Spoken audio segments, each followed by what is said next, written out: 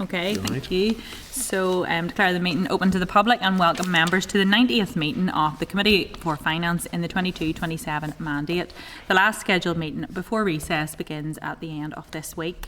So members, the committee meeting will be recorded and broadcast throughout Parliament buildings and online. And members and those in the public gallery, you're welcome to use mobile devices as long as they're in airplane mode and all devices are muted. You can connect to the Assembly Wi-Fi with password details available on the gallery rules, and it's not permitted to take photographs or record any of the meeting. So agenda item 1, apologies. Members, we have no apologies, but we have notification that Matthew O'Toole, Deirdre Hargey and Harry Harvey will attend via Zoom. And agenda item 2, declaration of interest. Members are obliged to declare any relevant financial or other interests at each committee meeting as applicable. I want to declare at this point that my dad is chairman of Newry Morning Down District Council. Is anyone any other interest to declare? No? Okay, thank you. Agenda item 3, chairperson's business. So item 3.1, the Northern Ireland Affairs Committee, there's an invite to an evidence session on the Northern Ireland Executive Finances and Budgetary Situation. Members refer you to pages 6 and 7 of the meeting pack for correspondence from the Northern Ireland Affairs Committee inviting the Chair and Deputy Chair to be question asking guests during an evidence session on the 15th of July in Westminster on the Northern Ireland Executive Finances and the ongoing budgetary situation. As discussed during last week's meeting, members were supportive of such attendance, and it's a fairly unique invitation. Craig, would you like to update members? Yeah, so Chair, this is unique. We've not had an opportunity, the committee hasn't had an opportunity to have anything like this before. The Chair is unable to travel. You've indicated you can travel, so at the minute that's the basis we're going to work on is you going over, and we provide briefing. Obviously there's a lot of stuff the committee has done around budget, and essentially be an opportunity to have Secretary of State and officials in front of them. The committee can't get them here, so it's useful to be able to get them at least somewhere. So any other questions members want to ask, and obviously anything that comes out of tomorrow potentially that will have an impact, we provide briefing on that. Yeah, just a quick declaration of interest. Sorry, I should have raised that. I'll be at the talks tomorrow. Thank you, Steve. So members, are you content for me to attend this as Deputy Chair to participate as outlined? Yeah. Thank you. Okay, so item 3.2. Just to the Chair, you taking Peter with you? I can't go. Ooh. So we're working on that one. We're working on that one. Thank you. Okay, so item 3.2, Joint Committee on Finance, Public Expenditure, Public Services Reform and Digitalisation, and Taoiseach. Refer members to page 8 of the meeting pack for correspondence from the Oireachtas Joint Committee, inviting this committee to an informal meeting on the 16th of September. In the House's proposed topics for the discussion include the ESRI report, Sharing the Island, Economic and Social Challenges and Opportunities, evidence from an ESRI research programme, which members can find beginning at page 9 of the meeting pack. And as discussed during last week's meeting, the committee agreed in principle to this meeting. The invitation was spontaneously generated following this committee's letter to the Oireachtas Committee regarding advice on witnesses for this committee's NICS Performance and Culture Inquiry.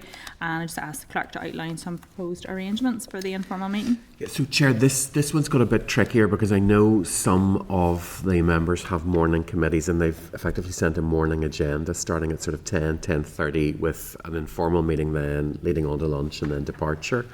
So really what I need to kind of pin down, and I'll do this in correspondence as well as just how many members are able to attend.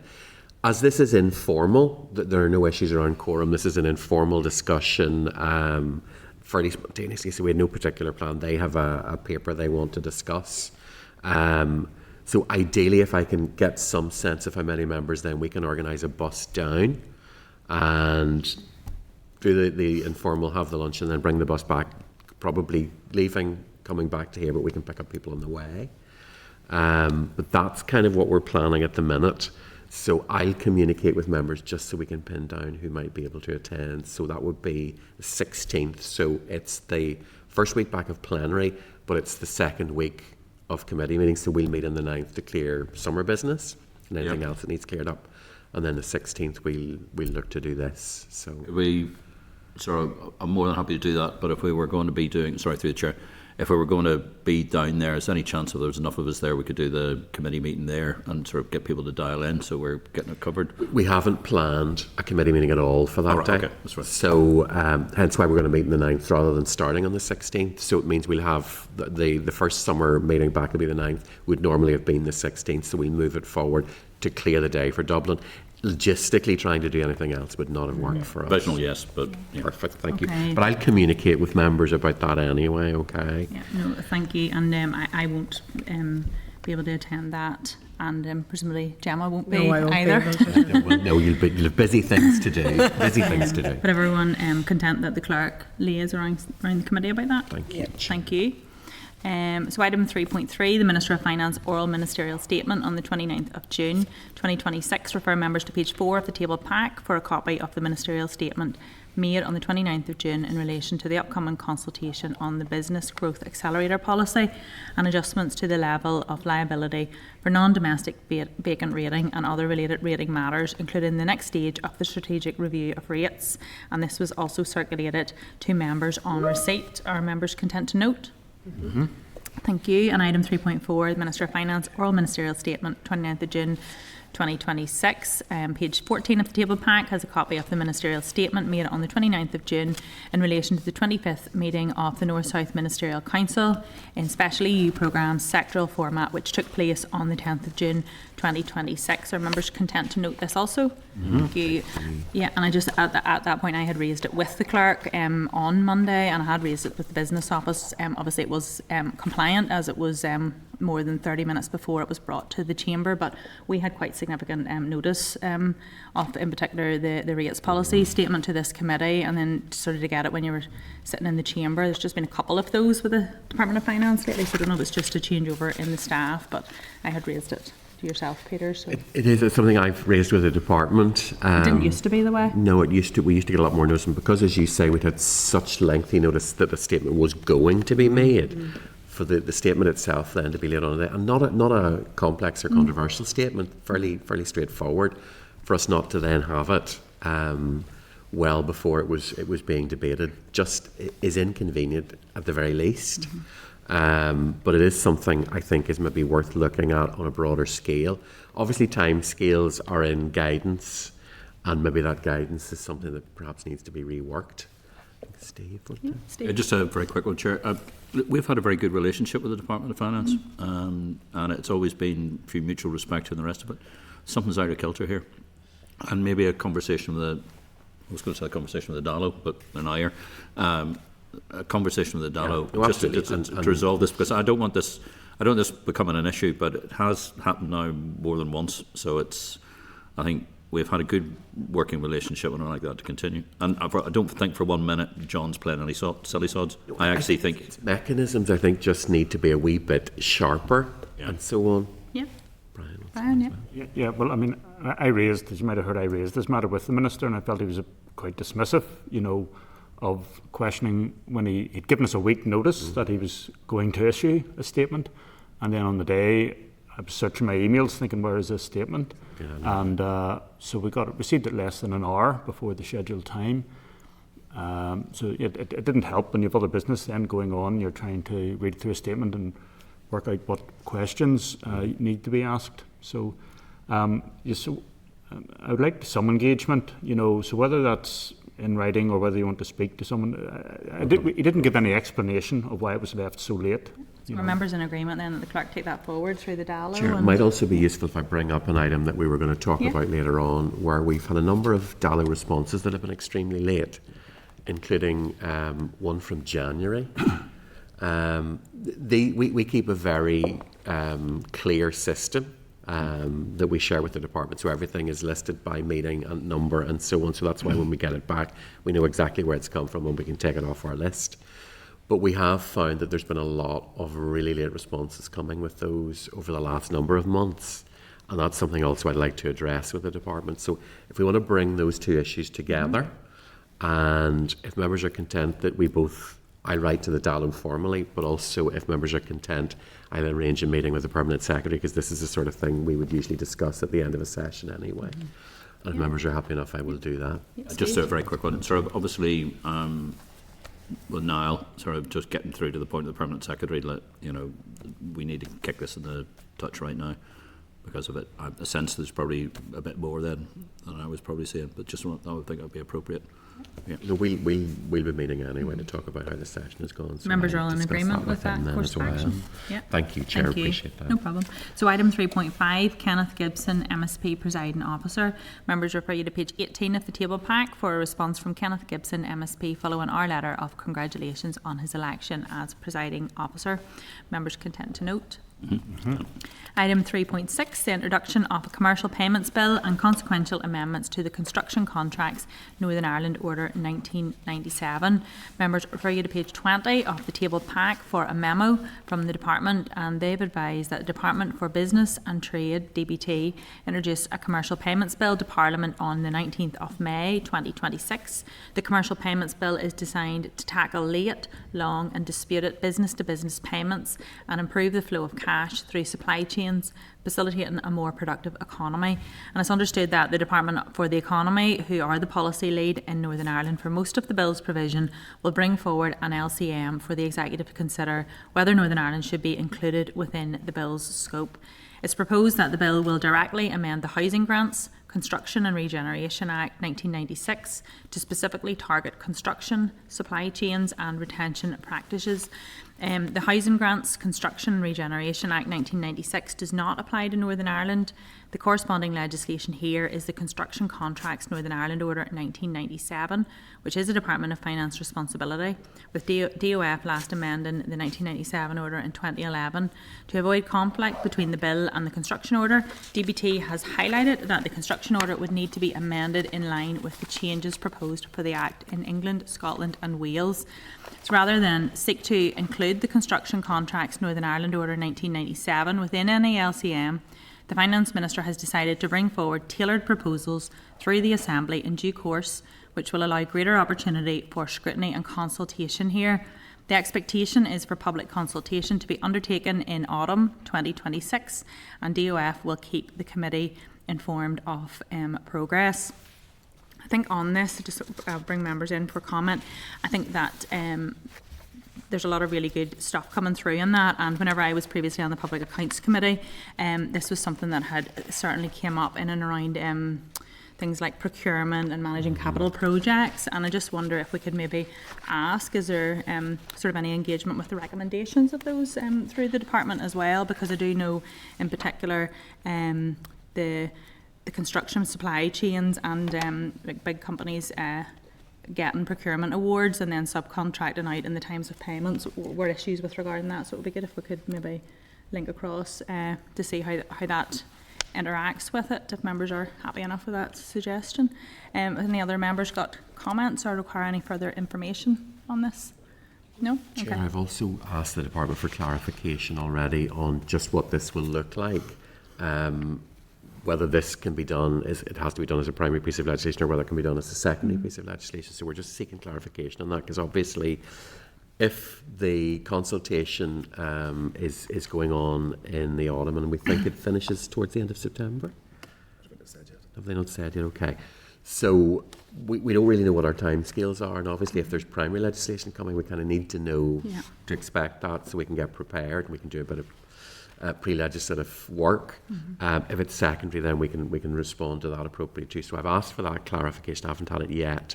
I think it may well still be in process, but I'm going to continue to pursue that, Chair, if members are content. Yeah, I'm Thank content. you. Everyone content? Yep. Thank you. Thank you. Okay, so item 3.7, the invitation to See Across Society launch event. Page 23 of the table pack has an invitation to attend the See Across Society launch event on Tuesday, the 3rd of November from 2 p.m. in the Long Gallery. So I ask a member to note this for the time being. Item 3.8, consultation on non-domestic rating policy. Members refer you to a letter from the Minister that is being distributed via hard copy and was sent to members this morning. This is on here. Yep. Let's see, so we'll be putting the first pack back in September. The Minister states that following his statement to the Assembly on the 29th of June, taking forward the commitments made in that statement by commencing a consultation on the two specific measures relating to the non-domestic rating system. The consultation seeks views on the introduction of a business growth accelerator, which would provide temporary targeted relief to businesses taking tangible steps to expand operations, and also the operation of non-domestic vacant rating and how increases in liability levels can be best implemented. And I would ask members to note for the time being. You content? Thank you. Okay, so item 3.9, freedom of information and correspondence during the summer recess. Members, it's standard procedure to delegate authority to the Chair and Deputy Chair during periods of recess to submit views on the releasing or withholding of information in any non-routine or contentious freedom of information request received by the committee, and that any such views expressed would be brought to the attention of the committee at the first meeting after summer recess. Members, I would ask that you would agree to this approach in the forthcoming recess period. Members agreed? Agreed. Thank you. And furthermore, members, it's standard practice to include any committee correspondence received over the recess period in the first meeting pack of the new session. However, members, we may wish to agree that certain urgent matters via email correspondence could be shared, especially in light of the live budget situation that we're in. If this is the case, such decisions would be reflected in the minutes of proceedings for our first meeting in September. Members, are you in agreement to adopt this approach? Yep. Thank you, Chair. Thank you. Just to say, Chair, I mean, I would welcome if certain things could be forwarded. Otherwise, you just get so much correspondence first week back and things just don't get the attention. We'll take a fairly proactive approach on that, Chair. So if anything's coming in, we'll make sure members know about it. I can let them know as well over the WhatsApp too. That'll be good. Yeah, Thank you. brilliant. Thank you. Thanks, Brian.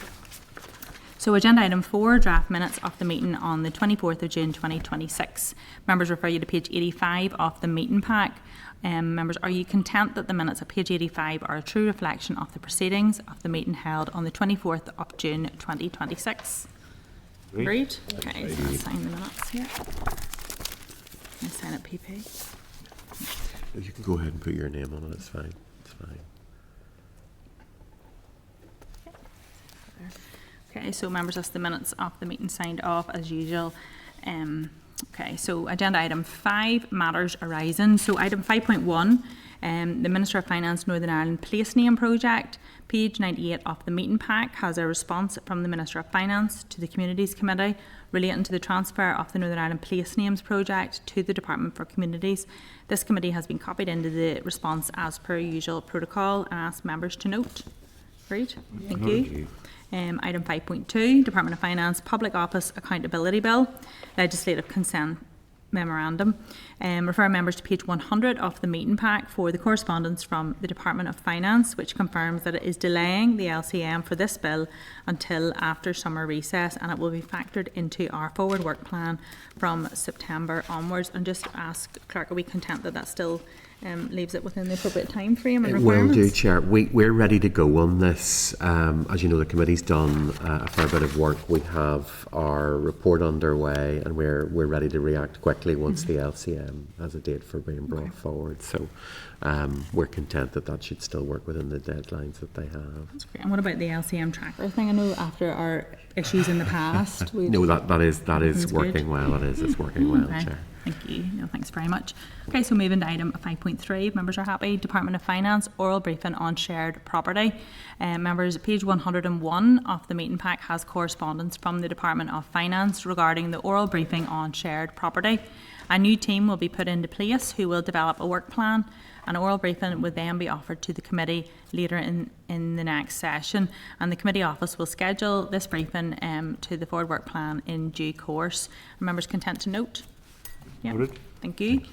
Item 5.4, Department of Finance update on the timeline for cash flow forecast and spending profiles. So members, I refer you to page 104 of the meeting pack for confirmation that the department will provide the committee with a monthly report showing updated cash flow forecast and spending profiles, the remaining vote on account and vote on account drawdown pattern compared to previous years. And the first such report was considered at the meeting on the 17th of June. I think this is useful and helpful and transparent, it's my personal view. And members, I would just ask for your agreement that all such updates received in the committee office during the recess period are emailed to members on receipt. Yeah, agreed. Thank you. And they will then also be put in the meeting pack for our first meeting back in September. Item 5.5, the Department for the Economy Support for Energy Costs. Refer members to page 105 of the meeting pack, where we have a response from Department for Economy regarding the comparable renewables obligation. Legislative authority has now passed in Westminster, and the business case has been complete and forwarded to Treasury for consideration. Approval is required before the Department enters into any financial commitments. As the information in the business case has not yet been finalised and remains subject to change in response to the Treasury's consideration of the proposal, it cannot be shared, but the Department for the Economy has committed to provide this committee with the final version when it's approved. Are members content to note? Yep, thank you. Item 5.6, the House of Lords Northern Ireland Scrutiny Committee, copy correspondence. We've got a follow-up inquiry on strengthening Northern Ireland's voice in the context of the Windsor Framework. Refer members to page 108 of the meeting pack for copy correspondence from the Northern Ireland Scrutiny Committee to the Secretary of State and the Minister for the Cabinet Office regarding that committee's inquiry on strengthening Northern Ireland's voice in the context of the Windsor Framework. Ask members are they content to note. Yeah, just declaration of interest. I sit in the world's most incurious committee. Thank you, Steve. Okay, so moving to item 5.7, House of Lords Northern Ireland Scrutiny Committee, copy correspondence on the emission type approval procedures for light passenger and commercial vehicles. I refer members to page 113 of the meeting pack for copy correspondence from the Northern Ireland Scrutiny Committee to the Secretary of State regarding the implementation of mandatory dual vehicle type approvals. Are members content to note the correspondence? Yeah, thank you. Item 5.8, Royal Society for the Protection of Birds, Swift Bricks. I refer members to page 116 of the meeting pack for new correspondence from the RSPB regarding swift nesting bricks. Members will recall similar correspondence in the past, which was forwarded to the Department and responded to by the Finance Minister. RSPB are asking for clarification on whether primary or secondary legislation would be required to make the use of swift bricks mandatory. So, members, I would ask for your agreement that we would advise the RSPB that the Department would be best placed to answer this type of query rather than the committee. You agreed? Okay. Yeah, thank you. Okay. Just for clarity, this is because it comes under building regs, doesn't it? Which is ours, bizarrely. Right, okay. I think it's faster for them to go to the department rather than try and come through us. Oh, there's no, yeah, I agree. Absolutely, they have operational responsibility. Absolutely, yeah. No, thank you. So, okay, members, we'll move to the table pack for item 5.9, the Department of Finance Business Plan 26-27. Members refer you to page 26 of the table pack for the Department of Finance Business Plan. This sets out the departmental priorities and targets for the year ahead and also recognises the achievements for the previous year. The overall delivery of the plan will be led by the Permanent Secretary with respective Deputy Secretaries and Directors leading their specific strands of work. Members, I would ask for your agreement that we schedule a briefing on this matter in the autumn. You agreed? Agreed. Yeah, thank you. Chair. That'd be good as well with the new senior staffing structure to bring them in at that time on that. Okay. Item 5.10, the PAC review of the primacy of Northern Ireland Audit Office reports. Members, at page 42 of the table pack, there's a memo from the Public Accounts Committee. The Public Accounts Committee has agreed to retain primacy on the Northern Ireland Audit Office report into a strategic review of the Planning Appeals Commission, published on the 21st of May 2026, and have agreed to release the Northern Ireland Audit Office report into flood risk management in Northern Ireland, published on the 16th of June 2026, which it will not be considering further. A table has also been provided detailing the reports that the PAC retain primacy with, and I would ask members to note. Chair, I probably should have declared interest as a member of the PAC. Yeah. Okay, so item 5.11, Dallow extract meeting the 18th of March 2026. So refer members to page 45 of the table pack for an extract of requests made by this committee following its meeting on the 18th of March. And just to note the clerk's previous comment, you know, the slow response to some of these, the 18th of March meeting, so does reiterate the point that you did previously make to address this. Okay, so item 5.12, Dallow readout response, 18th of March 2026, the Department of Education advance. I refer members to the papers beginning at page 46 of the table pack, where the committee previously asked the Department of Finance for details of what the recent advance made to the Department of Education from the Northern Ireland Consolidated Fund was for, as referenced in the recent ministerial statement made by the Minister for Finance. And the Department advised that following a request from the Department of Education, a cash advance of $156 million was approved by the Department of Finance in March 2026.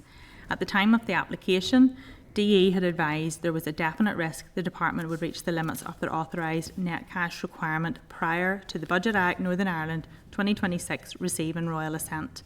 The increased cash requirement related to services delivered by the department and its arm's length bodies, particularly the Education Authority. Royal assent for the Budget Act Northern Ireland 2026 was received on the 20th of March 2026, just in time, and as such, the cash advance was then not required. I ask members to note. Thank you. And then item 513, the Dallow extract from the meeting of the 20th of May 2026. Refer members to page 47 of the table pack for an extract of requests made by the committee following its meeting on the 20th of May. We've got item 514, Dallow readout response from the 20th of May, Enhancing Financial Services Bill. Members will refer you to papers beginning at page 48 of the table pack. The committee previously asked the Department of Finance for details about input to the Enhancing Financial Services Bill as referenced in the King's Speech 2026. The Department advises that this bill relates primarily to reserved financial services matters, with the exception of credit unions, which is a matter for the Department for the Economy to consider, as they are taking forward their own legislative programme in this area. The Finance Minister and departmental officials will continue to engage with the Treasury, the financial services industry and the relevant stakeholders on banking matters that impact on our consumers, our communities and our businesses. Are members content to note? Yeah. Item 515, update on census user needs consultation and the next steps. Members, I refer you to page 49 of the table pack for a memo on the public consultation on the census user needs and next steps. Early indications show strong and consistent evidence of user need for much of the current suite of census topics, including some potential new topics, for example, income and veterans. Preparation for the formal analysis of the consultation responses is now underway, with detailed evaluation planned over the coming weeks and months. And members, I would ask for your agreement that we schedule a briefing on this matter in the autumn. You agreed? Yep. Thank you. Item 516, ending violence against women and girls, and refer members to page 52 of the table pack for a letter from the Minister of Finance to the Committee for the Executive Office. Details of any bids submitted by departments since the launch of the End Violence Against Women and Girls strategic framework, which we have been copied into as a courtesy, and I ask members to note. Thank you. Okay, so moving on, are our witnesses there? Yeah? They are. Okay. Heather's just bringing them in now. Super. Chair. So agenda item 6, we've got the Department of Finance oral briefing, Outturn and Forecast Outturn, including the wider budgetary matters. And members, I would ask for your agreement that Hansard should report on this session. You agreed? Thank you. Yep, thank you. And Hansard will provide a retrospective transcript for this in September. Yeah. Okay, thank you. Inform members that briefing papers for this agenda item were not received in time for issue within the main pack, so all relevant papers can be found in the tabled pack. So refer members to page 57 of the table pack for a clerk's memo on this oral briefing from departmental officials on the final Outturn and Forecast Outturn alongside the briefing paper at page 60 of the table pack. Members will also be aware that the committee subsequently asked the officials to widen the scope of today's briefing to include the overall budgetary situation. Also included on the agenda are the following: the clerk's memo on last week's briefing from the Fiscal Council on the Sustainability Report 2026 at page 71 of the table pack, the Fiscal Council's Sustainability Report at page 77 of the table pack, a copy of correspondence from the Department of Finance Permanent Secretary to the Chair of the Public Accounts Committee regarding the current budgetary situation and the Permanent Secretary's role. This can be found at page 134 of the table pack. We also have an Assembly question asked by Steve Aiken, answered by the Finance Minister on the 24th of June at page 136 of the table pack, indicating that there have been no ministerial directions issued to Permanent Secretaries to exceed the 45% authorised by the vote on account 2627. So at this point, I want to welcome Patrick Neeson, the Director of Supply Division, and Maryann Smith, the Director of Central Expenditure Division to Committee. It's great to have you here, and just I'll hand over to you if you want to make some opening remarks. Okay, Thank thanks you. very much, Chair.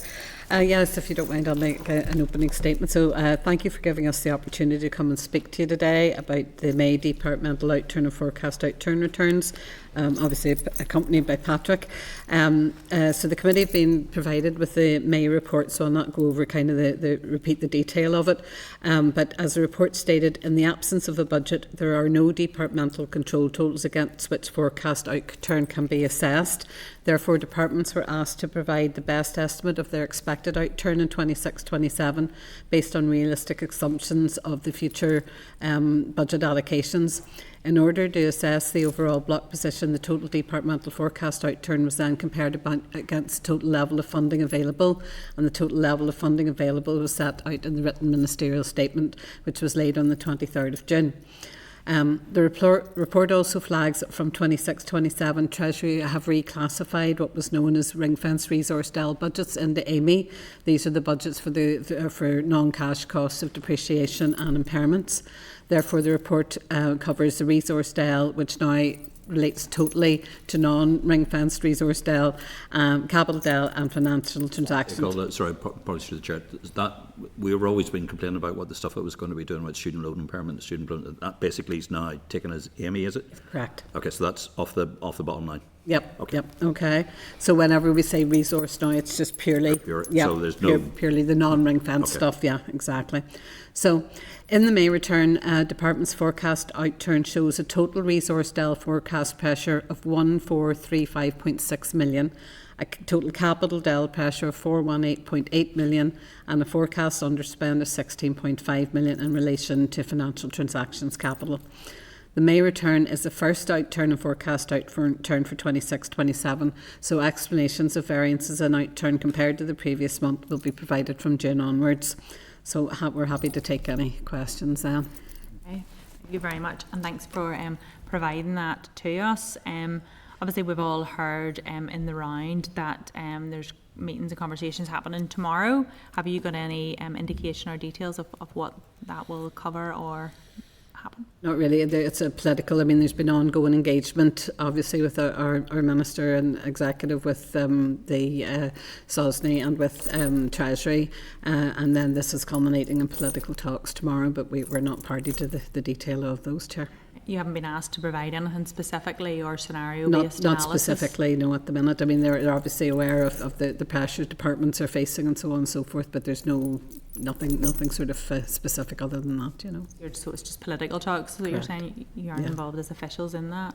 Okay, thank you. And you had provided that the summary of projected outturn for 26-27, which is very useful and helpful, and we do appreciate getting that, because obviously without having the agreed budget, you're not really able to show that month by month comparison. But where we're looking at it, and we're seeing £1.4 billion pressure on resource and 418 million pressure on capital. Is that the best case scenario or worst case, or is it where people are expected to be? Have you any idea of the sort of scale of where these figures are sitting? Well, I think the figures are, we've asked departments to their best estimate at this stage. I mean, obviously we've provided them with contingency planning envelopes to sort of, which are not a budget and not the complete amount of funding available, to assess plans, etc. But those figures are supposed to be the best estimates that departments can give at this time. Whenever you say best estimates, so we've kind of saw returns coming in before within the monthly projected outturn figures that include things where they're classified as inescapable pressures, but actually then they don't get spent. So in my opinion, they're not inescapable if you can do without them. So that's really what I'm just trying to understand, where we're projecting here 26-27, this current financial year, that there's financial pressure on the budget of £1.4 billion. Is that how much it's going to be, or is that including estimates of inescapable pressures?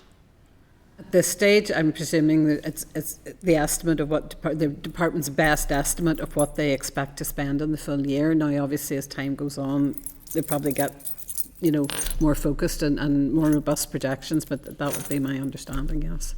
Right, thank you. And we just bring some members in. Steve Aiken. Yeah, thanks very much. A declaration of interest I made earlier on, but I'll be I'll be spending 3 wonderful hours tomorrow at Hillsborough Castle as we go around the table, as we go around again. So the key issue to this is the question of pressures, because previously, as the chair has pointed out, to the fact that the overall pressures, I think I just my maths at the moment. The overall pressures, if you stick everything together, is about 1.74 billion. But we know from previous experience that the figure of the actual pressures is considerably less. That's the all departments saying this is where it is, and the rest of it. Have you done any modelling yet about what that figure is likely to be? That is a figure that the departments have told us at the minute. But they always say that every year. So they haven't done any particular model on it, other than that is the figure that they're telling us at the minute. Yeah, and there's been no obviously we're in an invidious situation at the moment, because we're going to have talks with the Chief Secretary of Treasury, who's not going to be there in 3 weeks' time, with the Secretary of State, who may or may not be there in 3 weeks' time, with the Chancellor of the Exchequer, who's not going to necessarily be there in 3 weeks' time. So has there been any indication of the Treasury is looking about flexibility, particularly about the rolling over of the loan, or any of those issues as well? The rolling over the loan. We previously rolled over somewhere about 450 to 500 million, and that previously is done that way. But there in the budget exchange scheme. Sorry, right? Okay, sorry. Yes. Yeah. So there's been any indication that Treasury are willing to look at any other flexibilities? That would be all part of we've always indicated that may be something that would be brought up in the fuller fiscal framework. Yeah. So that would probably be in the mix there, Yeah. But that's obviously something that we would maybe look at in more detail, as whether it's what we want. Yeah. The other question I have is that despite maybe some of my best judgments in asking the Minister for Finance not to do it, we invited Treasury in to do the open book exercise, and they found 3.5 billion, which has been disputed. Have we done any more work on trying to see how we can get a much reduced figure of what they think would be efficiencies that they can squeeze out of the system? Is that work ongoing? No. I think Minister and the Executive have made clear their view on the open book exercise to Treasury, and I think that message has been made a number of times to Treasury, both at official level and at ministerial level. I think our Minister believes the report is flawed in a number of aspects, overstates the revenues that can be raised, overstates the efficiencies that could be achieved. They're just not reasonable, they're just not realistic. A number of the assumptions in their analysis, the Minister believes, are incorrect.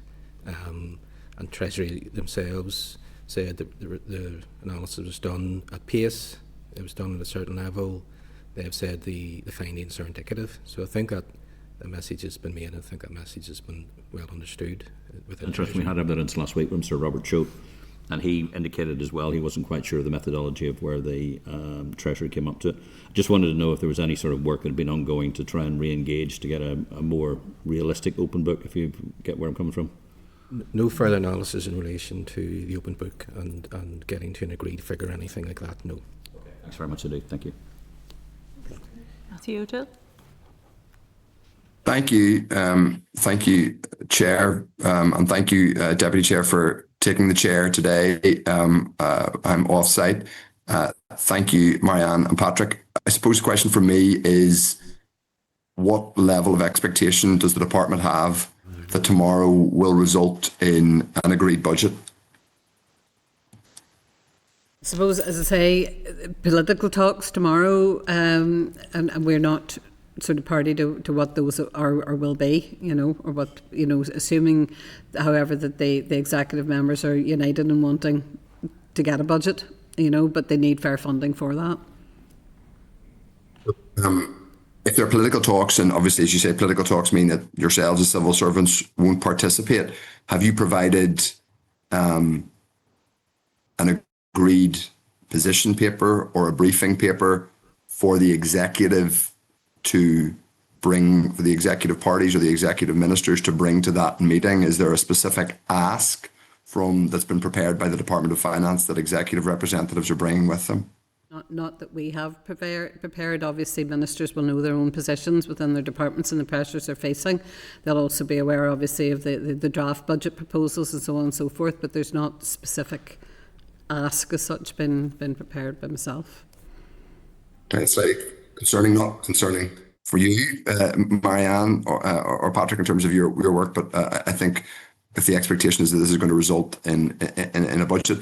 Just on the position this summer, obviously if we get to the 1st of August and there's no agreed budget, we are then in the territory where the legal position there's basically becomes, is it right to say it's not just 95%, it's in effect less than 95% because legally you wouldn't be able to spend accruing resources, i.e. you wouldn't be able to spend rates revenue?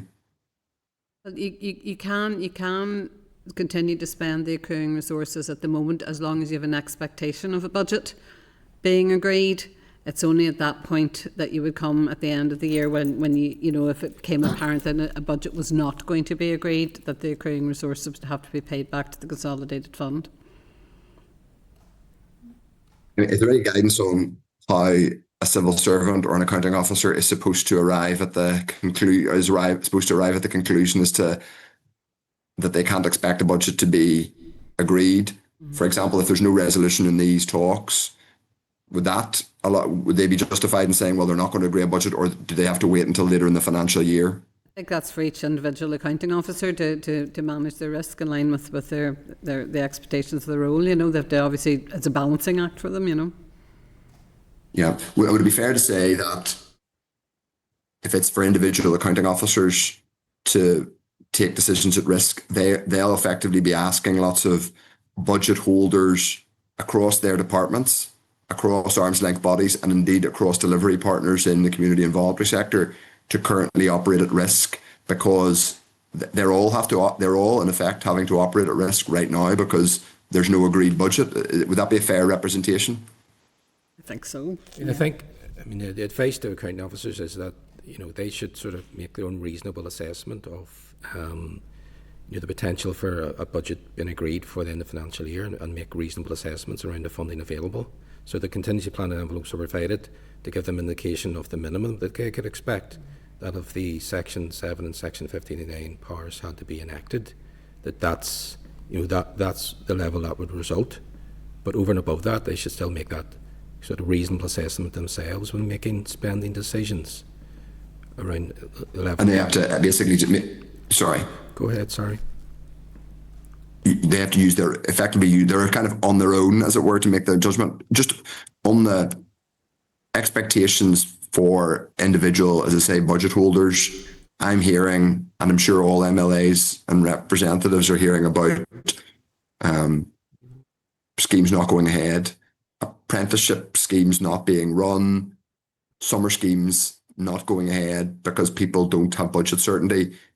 Are you telling accounting officers so that they can tell their budget holders and mid-ranking officials, go on and tell those people it's okay, they can proceed with their summer schemes and their apprenticeship schemes and their community integration schemes because there will be a budget? Or are you just saying, well, we can't make you that promise, so if you feel you can't go ahead, I'm afraid discontinue the service? We're not telling them what to fund and what not to fund. So we're telling them that it's their job to make an assessment of what they think their department will reasonably anticipate to receive in a budget, and the contingency planning envelope is there to guide them and assist them in the meantime, because it's indicative of what the minimum they would receive and what they would get under the Section 7 and Section 59 powers should the DOF PermSec have to step in, so they would be able to receive up to 95% of last year's budget, essentially. And then just last one for me, if I may, Chair. So at the minute, we got a few weeks ago, we made estimates at Westminster, but we can't. The department, the consolidated fund, cannot receive that amount of money at the minute. Is that right? No, the latest sort of position, the total available spend against which the OFO has, can be looked at block level. The total additional spend includes the total available funding. Includes what was given at Westminster. SUPS or post from the Westminster SUPS position. But that's, in a sense, not legally relevant if you can only spend 95% of last year's budget. It's that funding. Yes. It's like other funding. It can't be funded. It can't be spent in the absence of a budget. Budget, yeah. Until they have a budget. Yeah, then but that's used. I mean, I suppose that's the point I'm making. All of these numbers are only real if the legal authorization exists to spend the money, and it doesn't at the minute. 85% relates to last year's. You're correct. Yes. So basically, the legal position now is we are 95% of last year's budget, and the main estimates are currently hypothetical numbers which we can't really operate to. That's enough for me. Thank you, Chair. That's enough for me. Okay. And thanks, Patrick and Maryann. Thank you. Brian Kings? Okay, thank you, Deputy Chair, and thank you for your attendance today. Certainly we all hope for progress tomorrow and wish our representatives well in that meeting, and we hope we will receive an increased budget for our public services. Setting that to one side, I'm always interested in comparing the role of the Finance Minister here in the Department for Finance with the equivalent department and person in other jurisdictions, and at Westminster the Chancellor of Exchequer would have more clout, in setting departmental budgets, I imagine, and holding other departments to account. So I'm just interested in these figures are estimates for the year. Is that right? For the financial year, showing 1.4 billion overspend, underfunding. So how does the department and the Finance Minister work with the accounting officers, with other ministers, with officials, wherever we end up after tomorrow, and there's a need to live within the budget, or that should be the aim? What is the particular role the Finance Minister plays in our mandatory coalition government in seeking to ensure that the executive as a whole lives within its budget? Well, sorry, there isn't a budget at the minute, right? So, but they each individual minister, it's up to them to manage within the funding they're given. So, if the Permanent Secretary from the 1st of August gives them an envelope within which to live, it's up to individual ministers and accounting officers to work within those parameters. But obviously, because there's no budget in place, there's no control as such, so against which to forecast other than at block level. Yes. So I would start that again. The issuing of the contingency planning envelopes was part of that function. As I've said, it was provided to accounting officers to say to them, look, this is the minimum that you could expect to receive this year, should those Section 7 and Section 59 powers have to be enacted. And that was to guide accounting officers and ministers to allow them to make spending decisions for the year ahead. So that was, I guess, part of what you're pointing to in terms of the role of the Department of Finance. Yeah.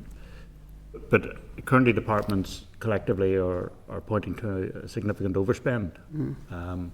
And setting aside what might emerge from tomorrow, and we hope that there will be an increase of funding from Treasury. But it's just, again, understanding what particular responsibility is taken by the Finance Minister and Department to bring about a situation where departments will spend within the actual available budget. And I know there's collective responsibility in the mandatory coalition arrangement, but we end up with a situation where each department seems to be able just to set its own requirements, and that where's the pressure being brought to bear to reduce their spending and to find efficiencies? I think, departments obviously, the Finance Minister brought his draft budget proposals. They haven't been agreed because the Executive believe that they're not fairly funded at this stage. I suppose, as I say, he then, we introduced the CPEs in the meantime, so they're currently working on voting account, so that's the parameters they're working within at the moment. They will have their contingency planning envelopes with which to, the minimum of what they can expect to get, and then we'll have, letters written by the Permanent Secretary again, giving them the parameters. And that's what he can do, and we as officials can do in terms of, setting, parameters. or guardrails in some way. But you know, it's for the individual ministers then to take the action they need to live within what they think they will get in a budget. You know, if it's agreed. Mm-hmm. Okay, and one other question in terms of if there's no budget agreed by the end of this month, as it is now, then departments will be authorised to live within 95% of last year's budget. Is that correct? Yeah, so they're currently working on the vote account, okay, so they're 45% of last year's budget, okay, in terms of resource and cash. Now, obviously, some departments will run out more quickly than others, so we'll obviously have to keep a close monitor of where departments are starting to run out. And I think what will happen then is it's likely that the Permanent Secretary will authorise, you know, funding maybe for an extra couple of months. You know, based on the forecast outturn, so that, you know, they have a parameter within which to work. That's kind of the plan. But in that scenario where they have an approved budget of 95%, I mean, the final 5% can ultimately be unlocked, or what would be the mechanism for that, or we needed an agreed budget then. Yeah. We need it. So the legislation says the Permanent Secretary, Department of Finance, can authorise up to 95% of last year's total. That's quite clear. So we need an agreed executive budget in order to unlock the full funding that's available. Yeah. If it got to that stage of the year, I don't know what that would, month 10, 11, whatever, the executive as a whole would have to agree on a budget in order to unlock the final 5%. Unlock the total funding available this year. Yeah. You know, not even 5%. Yeah. Okay. Good. Gemma? Thank you, Chair, and thank you, Patrick and Maryann. Obviously, it's been proven now that we're underfunded compared to Scotland and Wales.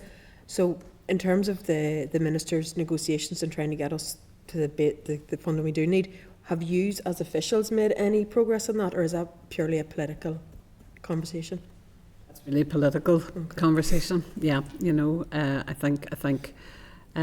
Those figures have been quoted, and obviously that's what I think the minister will be presenting. You know, but you know, it is a political thing. Okay. Thank you. Thanks, Chair. Yeah, no, I just wanted to ask as well. So we've got the table, you know, setting out this year's, you know, resource projected outturn showing the £1.4 billion of pressures, but then it's caveated with the note that it doesn't include everything. So to say that there's also 245 million additional pressures on DOJ's forecasts that aren't included in the numbers for holiday pay, McLeod and PSNI legacy civil cases. I understand that's due to uncertainty and it's not run of the mill, it's exceptional, it's not, you know, operational with the DOJ.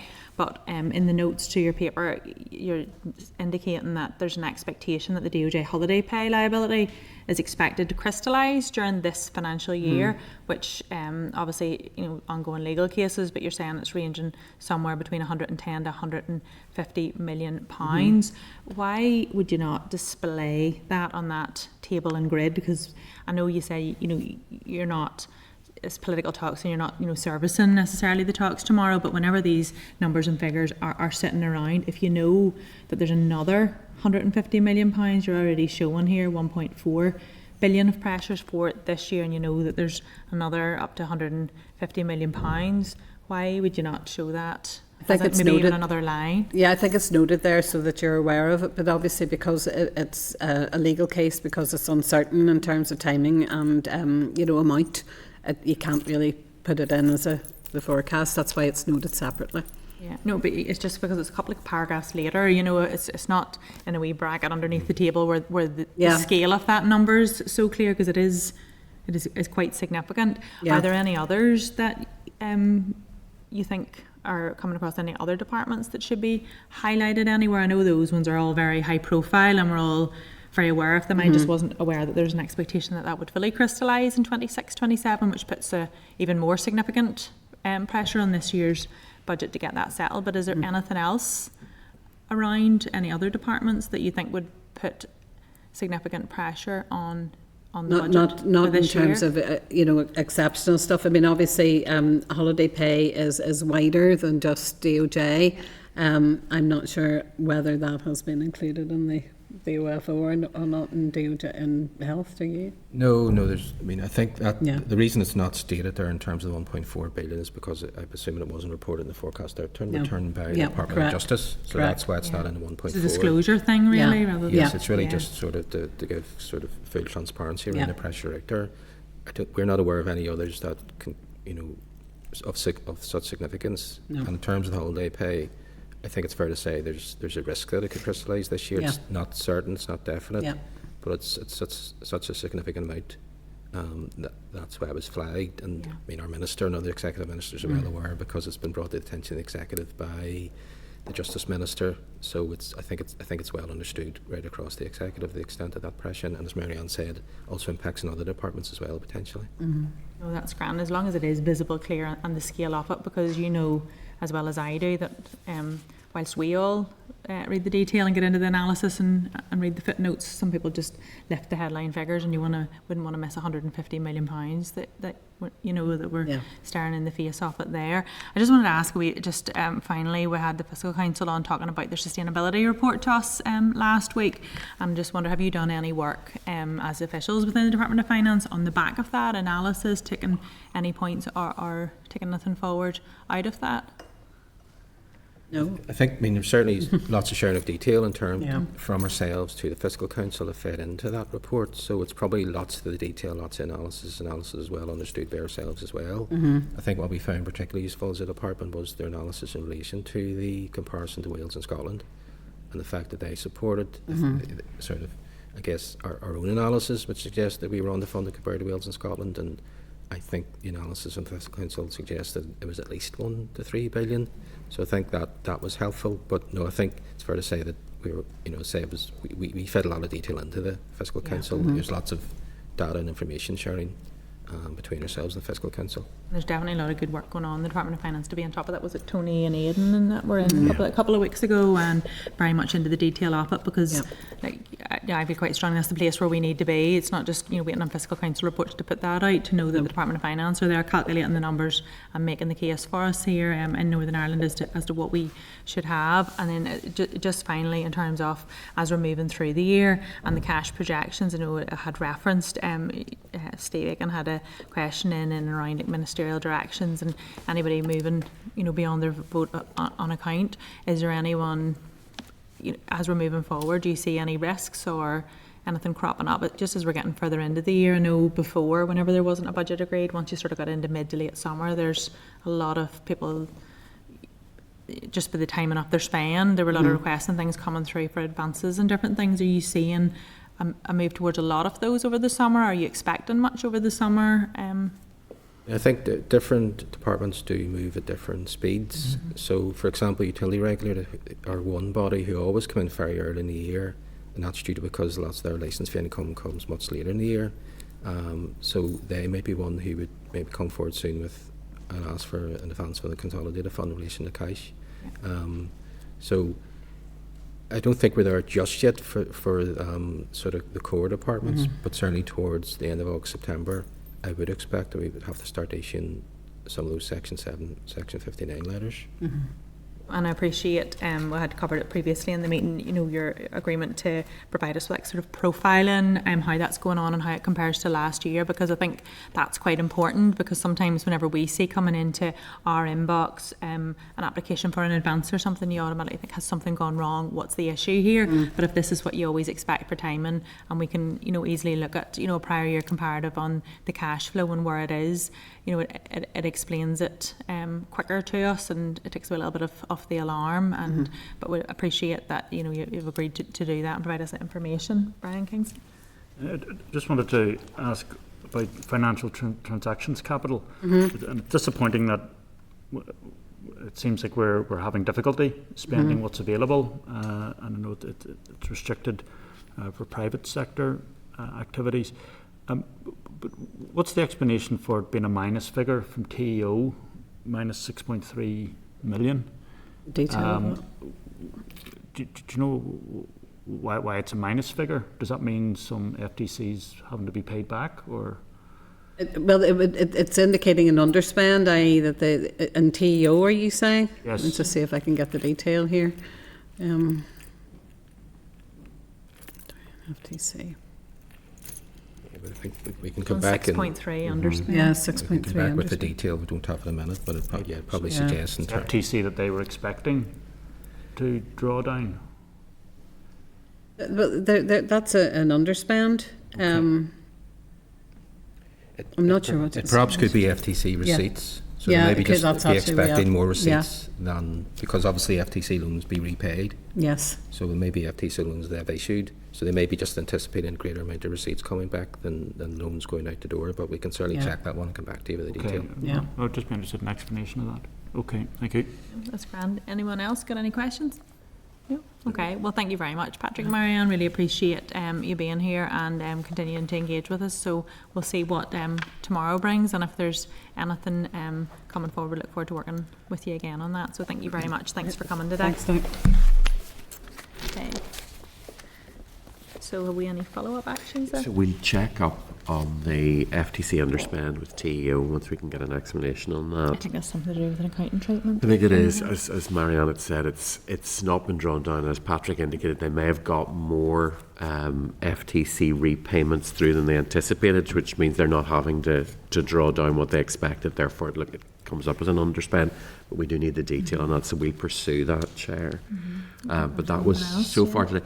I think so much depends on tomorrow Yeah. and what that brings and where we go from there. We'll keep members updated as much as we possibly can. Okay, that's grand. Thank you. So members, are you in And we do a agreement? live podcast.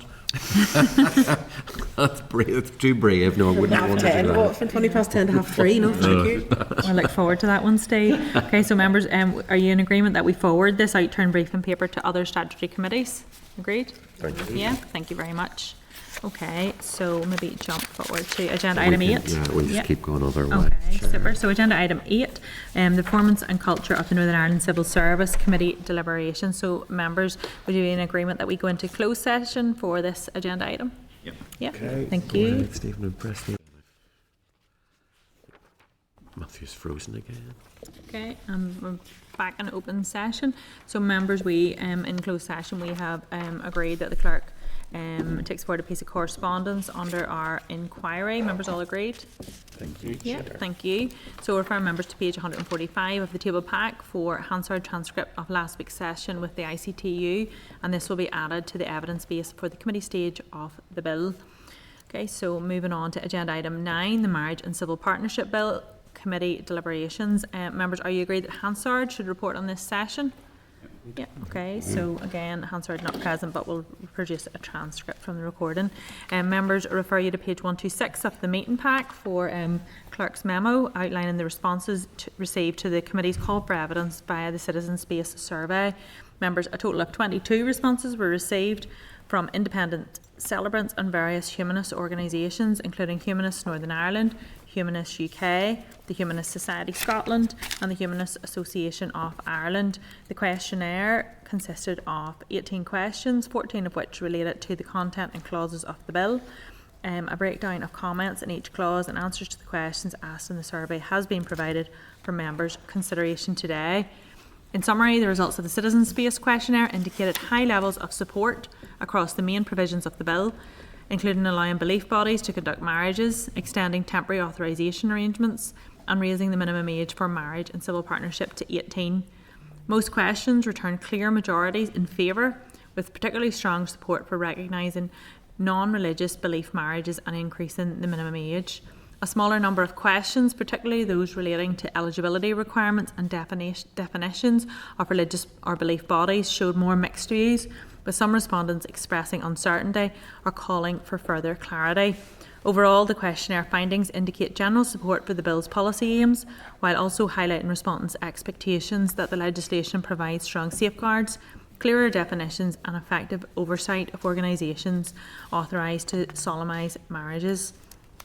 So I would invite Fiona to give a brief summary of the issues raised as the bill scrutineer. I don't want to go through the clerk's memo again, so basically I'm just going to bring out the key themes that came from it.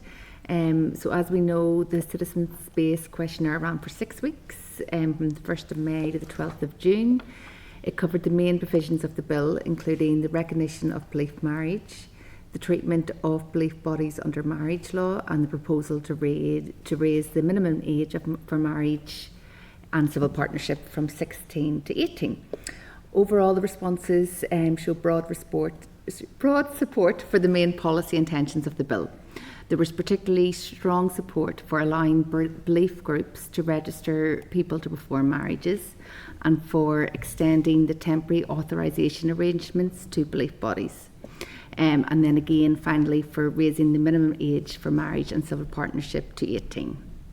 Again, like I said, I'm not going to go through in detail, but the key response figures are basically, essentially, the marriage belief provisions. 20 respondents agreed that belief groups should be allowed to register people to perform marriages, and the same number supported the temporary permission for belief groups to perform marriages.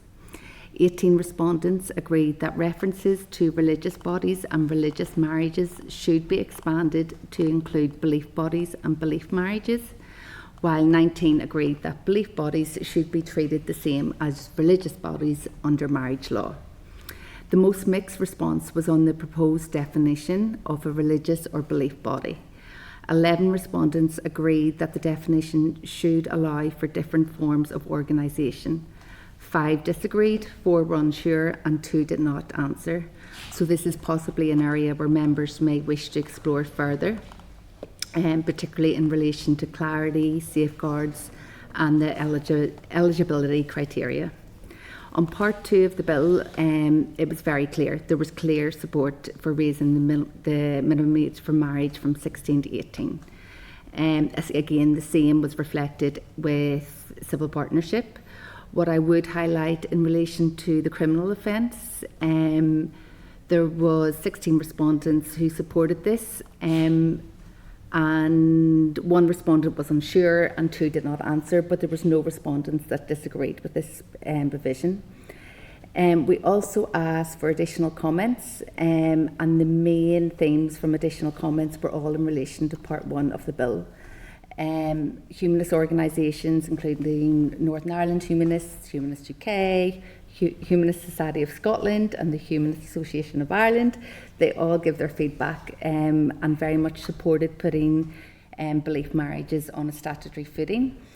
However, there was a significant theme that the bill could be strengthened in terms of belief bodies, and they suggested particular safeguards, some of which include substantial and active membership, a minimum period of continuous operation, charitable and non-profit status, clear governance arrangements, written procedures and training officiants, continuing professional support, complaints and disciplinary procedures. Several respondents raised concerns that without these safeguards, commercial celebrant businesses could present themselves as a belief body when really their main intention is just to conduct marriages. They referred to the Republic of Ireland model and raised concerns about the operation of the Scottish system. There was also feedback from independent celebrants who, again, they would argue that the bill should allow for them to be considered within this. They suggested that not all belief marriages are relevant for all couples with mixed faiths or spiritual beliefs. One goes so far as to state that this simply replaces one form of discrimination with another, as it doesn't provide fairness or equality for individuals who have a mixture of beliefs.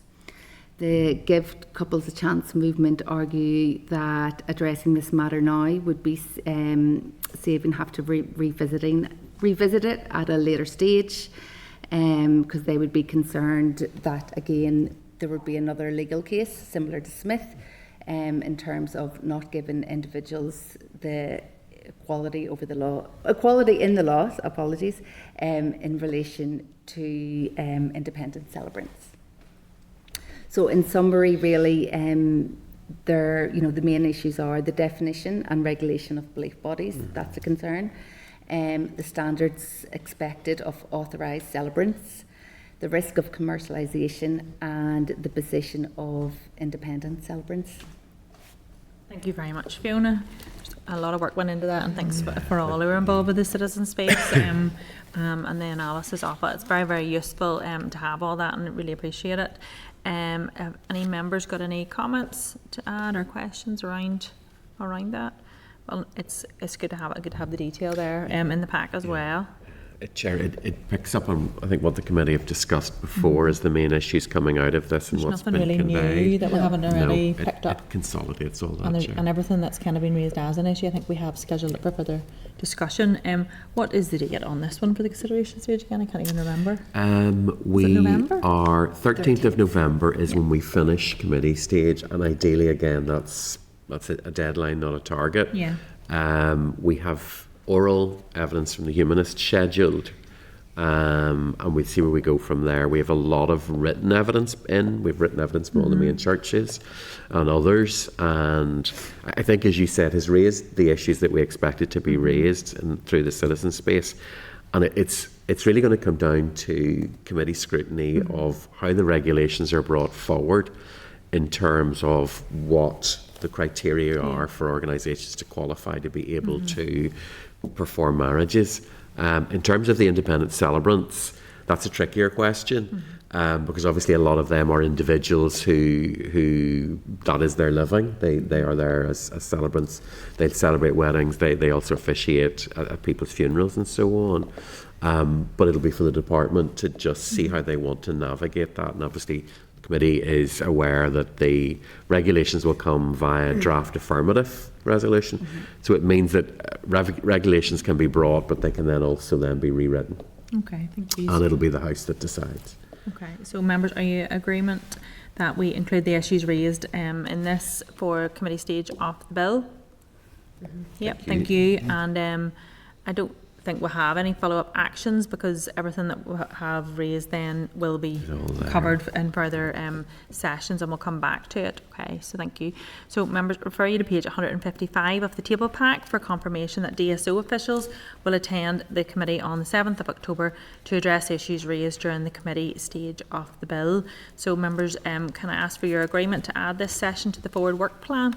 You agreed? Thank you. Thank you. They're here? Okay, well, we'll Right. jump Okay, back. great. We'll go back then to 8. Members, so we'll move back now to agenda item 7, the Department of Finance oral briefing on the city and growth deals. So members, briefing papers for this agenda item were not received in time for issue with the main pack, so all relevant papers are found in the tabled pack. Members, page 138 of the table pack has a briefing paper for this session, and the last quarterly update progress report at page 140 of the table pack. So at this point I want to welcome to the meeting Jillian Gilmore. Great to have you back, Jillian, who's the Director of Strategic Funding Division within the department. So Jillian, I would invite you to make some opening remarks. Thank you, Chair, and thank you everyone. It's good to see you all again.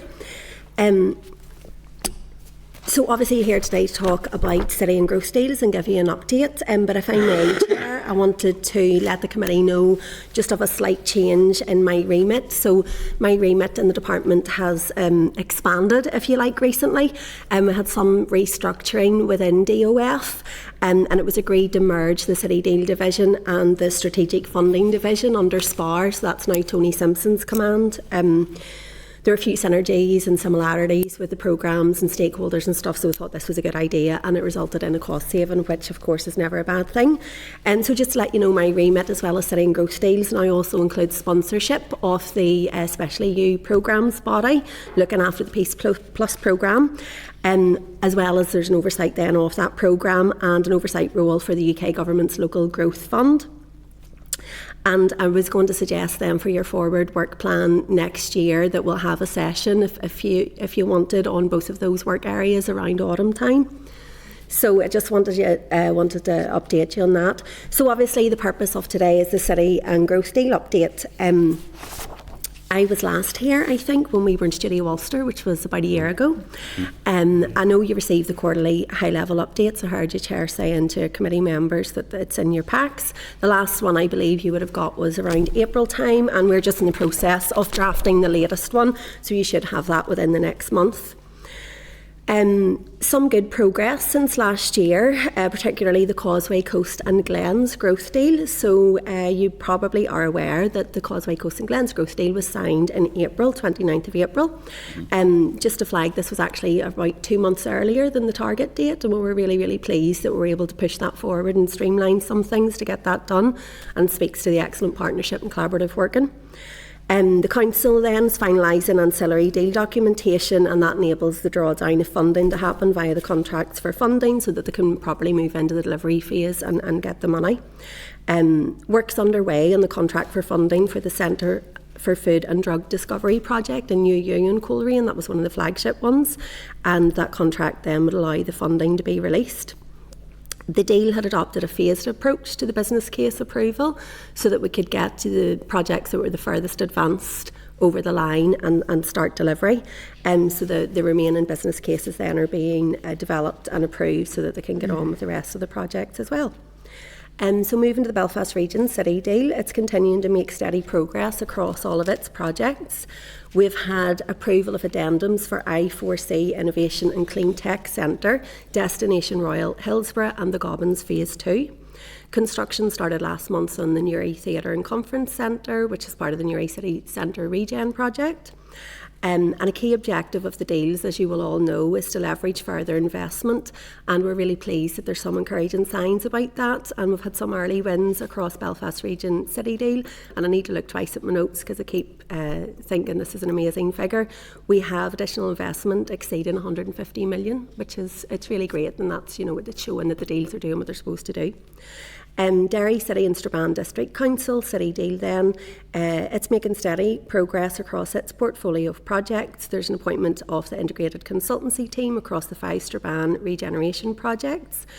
Business cases are being progressed for the remaining projects. There was a public consultation in February for the Central Riverfront project, and the public were able to give their views on that one.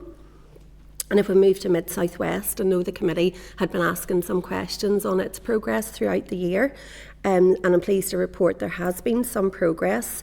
Mid-South West Growth Deal had its first programme executive board meeting in April, so this was something that we're really keen to see happening.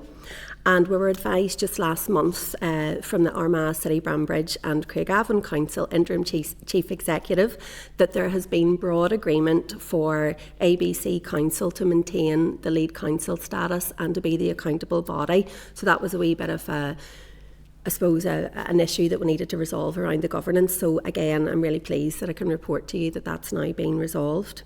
They just have to go through a process of ratification through council members for that to be completely finalised. Mid-South West Growth Deal is continuing to develop its business cases, and the majority of those are expected to be submitted to departments by the end of summer, and the deal is then working towards being signed in early 2027, which would be the final of the 4 deals to be signed and all deals into delivery. So I'll maybe, rather than getting into any more detail, leave it there and see if you have any questions. Thanks very much, William.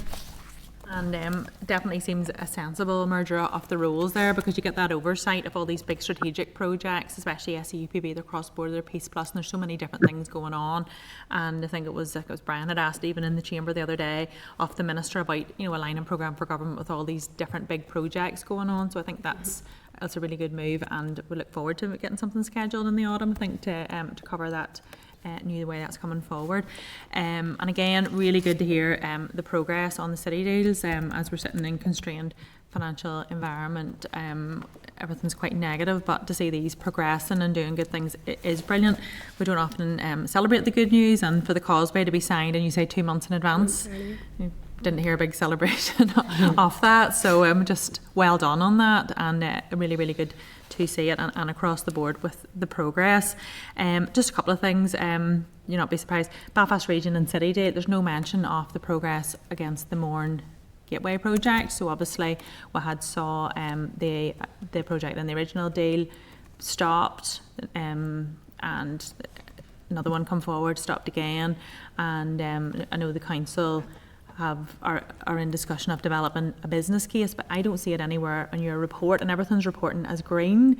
So I just find that really concerning, that a major project, £30 million, hasn't even had a business case developed yet you're not flagging that in your quarterly update report. So I just wonder if you could give some sort of an update on where exactly that is and why you're not flagging it in the quarterly update report. The flagging, Chair, and we can have a wee look at that. I suppose it's trying to get as a whole, the picture as a whole, but I take that on board. I don't know much more than what has been in the media, and I know you'll be aware of that as well. So this daisy chain of different tourism offerings across the region, they have, I believe, appointed a consultant to develop that OBC, and as soon as they're developing the programme of work, and as soon as all that's been sorted, they'll be able to know time frames. So even this morning I was asking a wee bit more about can we get a sense of the time frame, but we're waiting on this programme of work from the consultant. So as soon as I know anything more, I'm happy to update you. It was one of those things that fell out of the deal, and we all know the reasons for it, and there was an alternative being explored. This project and looking at the different tourism offerings in the region, I think it's quite exciting, and as a collective, we had a stocktake event in March, and Solus had done a presentation, and there was a map of all the different tourism offerings just solely on the City Deals projects, and you could see, so coming out of Dublin for international visitors, let's go north, and you could just see this even wider daisy chain effect. So I'm hoping all of that aligns, and as you said, Chair, the wider things that we need to be aligning as well. But unfortunately I don't have any further information, but I will let you know as soon as I do. I'm really concerned that that this has fallen through the cracks and is pretty much lost here in terms of the time scale, because I know there's been a lot of talk and a lot of engagement, but at the last council meeting they only approved to appoint consultants to start looking at developing a business case. I would have thought a business case proposal should have went to yourself last summer, the minute that the gondola was no longer a project. So just for confirmation from yourself in terms of what needs to come in and what sort of time scale. So if consultants are going to sit and develop a business case here now for 6 months, to put that to yourself in terms of yourselves considering that, going out for planning, different things that are in place. Just to be clear, does this need to be done by 2030? Ideally. I just think everyone needs to be really clear and realistic here, because the council is the lead partner. In my opinion, they shouldn't have let it get so far with the gondola without the agreement of the National Trust. If they hadn't that agreement, it should have been stopped long before, and there should have been a new proposal.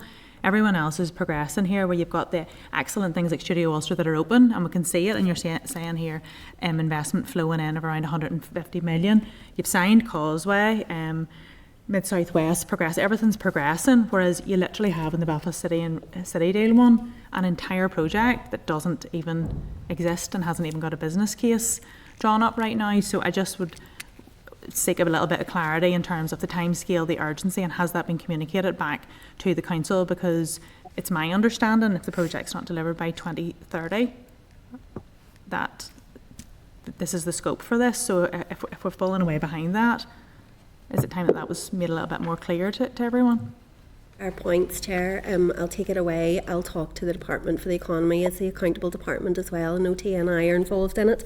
There is a timescale for the City Deals. The money was pledged for a certain amount of time, so your concerns are all very valid. You can understand £30 million to my constituency here for tourism. Huge opportunities here. Businesses were devastated, whether they agreed with the specific project that was, aligned for or not. They're absolutely devastated to potentially lose this, and it just feels like nothing's really moving here, and nobody's got a sense of urgency. Local chambers of commerce and tourism bodies and organisations, like some of them are even meeting this evening, and they're all talking about it. Everybody's so hopeful, but if the timescale doesn't match, I think we need to be really clear with people what we're actually dealing with here. So some clarity urgently would be really, really appreciated on that. I really would appreciate that, Jillian. I will get on it. Thank you. And I just wanted to ask as well, I see it sort of came up, I was in Economy Committee this morning, and we obviously have both Queen's and Ulster University linked across with some of the City Deal programmes. Both of them have got serious concerns around their funding pressures at the minute, and I just wanted to ask, has that been linked across with yourself, and has it put any of the City Deals at risk in terms of how they're going forward and what those contributions look like? And it's a constant, we're constantly alive and aware to that. At present, I have not had any indication that it is affecting any of the City Deal projects. I know that obviously the City and Growth Deal is in a capital investment, so that's one aspect of it, and obviously the resource and the ongoing running of the centres, etc., that they're building is of concern, and it's something that would have been, right up the top of our risk registers. I'm very aware of the issues, and I know Department for the Economy is looking into that as well, but as I say, I haven't had put to me that there are concerns with the validity and the affordability of the capital aspects of the City Deal projects, but as I say, it is something that we're constantly monitoring. I suppose it's just something as the budget sits live, that we sit live. And just a final one we make across Belfast Region City Deal and also Mid-South West, the A5 court ruling is pausing the significant progression of those. Again, just in terms with timing and what it means for the city deals, have you got any plans, any ways to progress around that, or is everything just completely stopped until there's a judgment there? The development work, things that can happen in the background, are happening, waiting for this judgment call to be made, waiting for the outcome. That has difficulties with it as well, and time is money, and there are challenges around there too.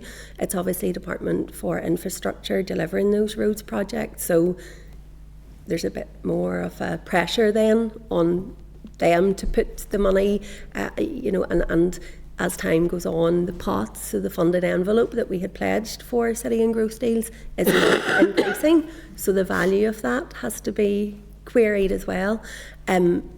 So as much as can happen in the background is happening, but yes, a lot is dependent on this final judgment. Yeah, with the rate of inflation and everything else, it's effectively reducing the amount of money that's available the longer that it sits on. Yeah. But no, thanks very much, Matthew. Thank you. Can you hear me? Yeah. Great. Thank you, Chair, Deputy Chair. I'm remote today. Hi there, Jillian. Thank you for your presentation, and pleased to hear about your new role, and we'd love to ask you in other sessions. Given it's summertime, obviously the tourism point about the City Deals is really important, so I'm going to go on the same subject as today's Chair around the City Deal in Belfast and the impact on what was going to be the gondola, Moran Gateway. We now don't know what it's going to be. Given, as you say, we don't know what this daisy chain project is. It might be excellent, there might be good potential, but it's a business case is being written. Presumably it'll need planning, it'll need various other approvals. Given that there are presumably other options, I mean, for example, that area, South Down, I happen to know it myself, it's where I'm from, also has two world-class swimming sea swimming's not a big thing. There's the Rock Pool in Newcastle, the Baths and Warren Point. That's just one example of something which is probably more shovel ready. There will have been other things. Are we sure that this is the best and most practical use of this money, so that we don't basically lose the money, as the Chair has said? It has been in the media. You maybe know this already.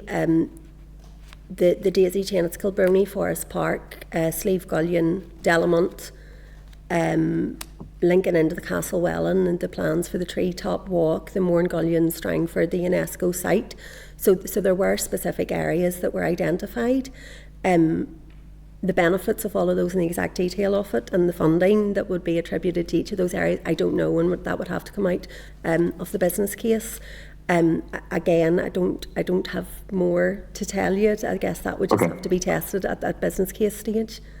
I just think there are sea swimming, since those two pools fell into disrepair. I'm just giving an example, has become an enormous driver of tourism. You have at Warren Point overlooking Carlingford Loch, the derelict Warren Point sea baths. You have at Newcastle at the foot of the Mourne Mountains, the Rock Pool. These are sites that we are not. If you could look back at old railway posters, you will see both of them in their pomp. And if we can get those done, for example, and there might be other options, I don't know why we aren't doing that rather than this plan, this daisy chain plan, which may be great, but no one knows anything about it, and this is time limited money. So that's a question for me, based on why not do these things where we know there's tourism potential. and it would cover both ends of the constituency, Diane's constituency, the Newcastle and Warren. So then I suppose my other questions around the budget this year, the lack of an agreed budget. You mentioned the higher education piece. So you mentioned the participation of, for example, Queen's. It is perfectly possible those universities have that there are risks to their capital funding position because of the absence of an agreed budget and the budget settlement they are now expecting from the Department of Economy. Are you sure that won't impact their ability to participate in city deals? Well, that has not been communicated to me in any shape or form. So, as far as I'm aware, no. Okay, I'm not saying it has, and that's not communication I've had, but if you're not aware, that's good. But clearly they are operating under pressure, both in resource and capital. Final question from me, are there any other impacts the absence of a budget is having? He's still there. You went sideways there, Matthew, and then disappeared. We quote that? Matthew went sideways? Not for the first time. Apologies. Very literally. The absence of the budget.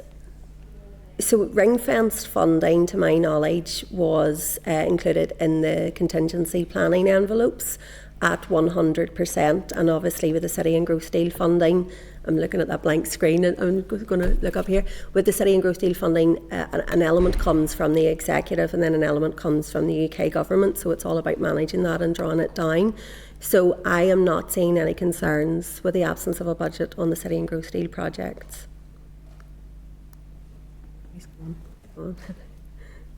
Yeah, we lost him entirely there. Well, thanks, Gillian. We'll move on to Gemma. If he comes back, we'll bring him back in. Thank you very much, Gillian. I've got a number of questions. I know obviously around Enniskillen bypass is one of my priorities, and I know it's an executive priority, so I'm confident that the work is ongoing. I know the work is ongoing, and the Minister for Infrastructure has outlined that several times, so that's one thing. I have another issue. It's a constituency issue, and I'm not going to go into an awful lot of detail, but I'm just wondering, are you across the details of the outlined business cases for each project? Not across the detail. Okay. I can go to the relevant departments if you could maybe, if you want to write in, we could try and get you more information. I know generally where they're at. If you want to, say what the issue is, and I'll see if I know anything. I'm going to run through it really quick. I'm not going to mention any specifics, but I was contacted and it was said that as part of this process, individual projects are being appraised against a range of criteria, which is fair enough. While this work is ongoing and at this stage in the process, there's a high possibility that this project may encounter challenges and therefore will drop out. Is that normal to say that? That before the process is done, is it normal to say, well, it's probably likely that it's going to drop out? I thought it was a wee bit, not giving it a chance before the process is finished. I wouldn't say it's normal. I know it has happened, and at the very early stages of some of the deals, there would have nearly been what I would call a wish list, for want of a better phrase, that there were a lot more projects than what the funding envelope would have allowed. So some of those projects would have been agreed to not go forward as part of the deal. The Mid-South West Growth Deal has had heads of terms signed, so that was the point where we said these are the projects that we are putting through, and now we'll go to the outline business case and explore a bit further. So I think I might know what project you're talking about. Maybe if can you write in and I'll see if I can get you more information on that particular one to see what happened and just don't want to say it out loud in case I actually jeopardise the project. And then just one other final one. You said the Mid-South West.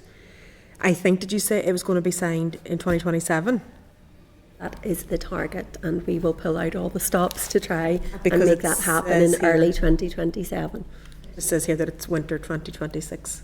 Oh, that's maybe, is that the April report? Yes. All right, okay, we've had a wee update on that. Yes, that's target has slipped a little. Oh, that's fine. That's okay, that's me, Chair, thank you. Brian Kingston. Okay, thank you. Deputy Chair. a couple of projects in the Belfast region, Citydale, not surprisingly, I wanted to raise. First, I've asked this before. I see in the report we received that the Lagan pedestrian and cycle bridge has been held up, we're told, because of the court ruling on the A5 due to climate change targets. So this is a pedestrian and cycle bridge which will promote active travel, being held up because of climate change. Apparently due to a decision by the Infrastructure Minister that all major capital projects should be put on hold.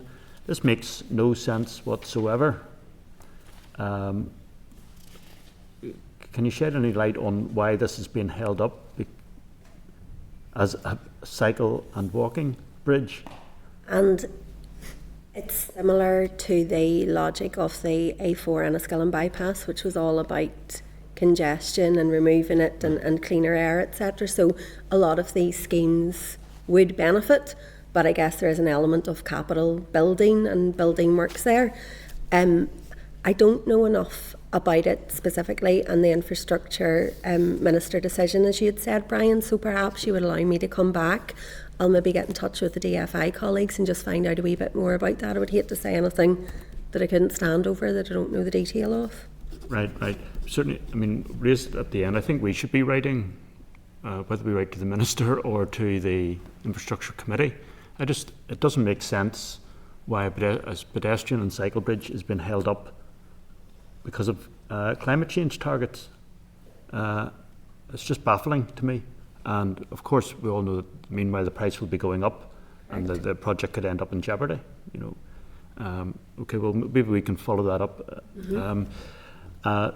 The other one is it's not mentioned here, but again, this is a political issue, so there might be a limit to what you can say. There might be members of this committee might be able to shed light on it. But the Belfast Stories tourist attraction, I think, is a BRCD project. It is a very significant one, and there has been political opposition on Belfast City Council from nationalist parties to an involvement for the BBC in the studio arrangement, using it part of the time, which would help sustainability.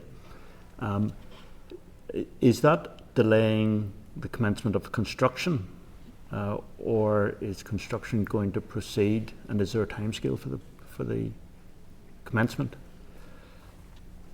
I'm not doing well today if I need to come back to you on this one. I don't know the exact time scale for the commencement. I do know that, so there was a project, Belfast Stories, as part of the city deal. The Belfast City deal, there's an element of funding coming from the deal, and then council are putting more money in.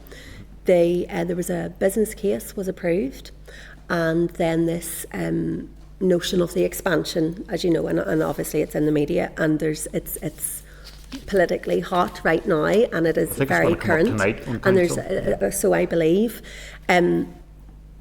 so this expansion would be seen as a change in scope to the project. So if Belfast City Council votes that it goes ahead, there would need to be an update, an addendum done to that business case, so it may then impact on the time frame of everything. But apologies Brian, I don't know offhand the current construction deadline, and I guess it would be impacted to see, is it going to be the expanded version again? I'll come back to you if I can find that out. I'll see if there's anything in my notes here, but I don't think I did. No, and I realise it's an issue parties represented in this committee are holding it up. And I mean, we all know how creative industries, in Belfast has been a success story. Well, in Northern Ireland has been a success story, and also support for arts and culture sector. This is something which is much needed, to boost tourism. So it's very frustrating that a part-time use, which will help the sustainability, is being held on some sort of ideological grounds is being used to hold up the project. I am aware that there were clear benefits for this expansion. I guess it's a decision that Belfast City Council will have to make, and then come to Department for the Economy with the addendum to update the business case. We'll see what happens tonight. Okay. You, Brian? Any other members? Steve?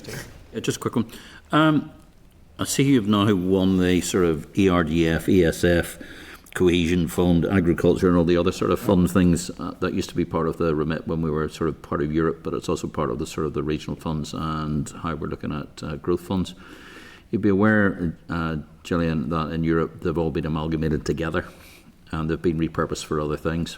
Indeed, one of the big things that's going to happen during the EU presidency in the Republic of Ireland is the fact that a lot of these things are going to go to things like border security, and it's even bringing in the CAP fund and the rest of it.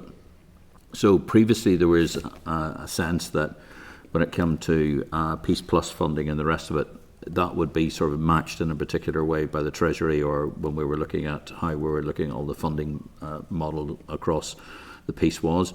But the Europeans are fundamentally changing what they're doing. What contingencies are we making to ensure that we're still getting the level of support that we previously had?